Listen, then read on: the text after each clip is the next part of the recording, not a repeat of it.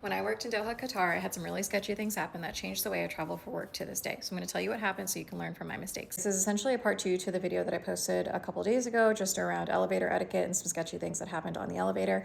This is about what happened at the gym. For some really quick context, I was working in Doha, Qatar. The project was 3 months. There was a group of my coworkers and I staying at this really nice hotel. I was super young, didn't have a lot of lived experience. So our routine in Doha was to go to work, come home to the hotel, go to the gym, and then go to dinner. On this particular day, for some reason, I was in the gym by myself. At this point in time, Doha was hosting a handball tournament, so there were a lot of athletes staying at our hotel. Way through my run, about 7 or 8 came in. One of them was the guy from my video a couple of days ago where he kept circling my hotel room floor. So even if this story feels like it was very dramatic, just know that I had my spidey senses already on. And they were sort of just messing around. They're like hopping on the treadmills next to me, looking at me, and then hopping off, and then going to one behind me, and then going to the weight. Like, it was just not good. So I turned off my treadmill. As I turned it off to exit, because the exits were like right behind the treadmill, they're all standing there, essentially in a line. In my head, I'm like, I'm not gonna go through them because it feels very easy to just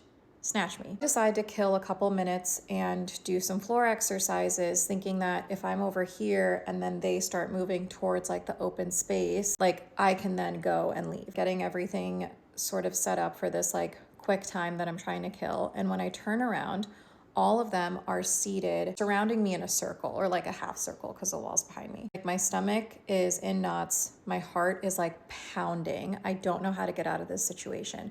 But they were seated, so it didn't feel like how it was when they were at the door, when they were standing. Like, I felt like I could like zoom past them, which I did. I didn't put anything away. I didn't wipe anything down, and I just booked it. I run to the door, I open it. As it's like softly closing behind me, I hear them hysterically laughing. That to me signals locker room icky behavior. I don't know.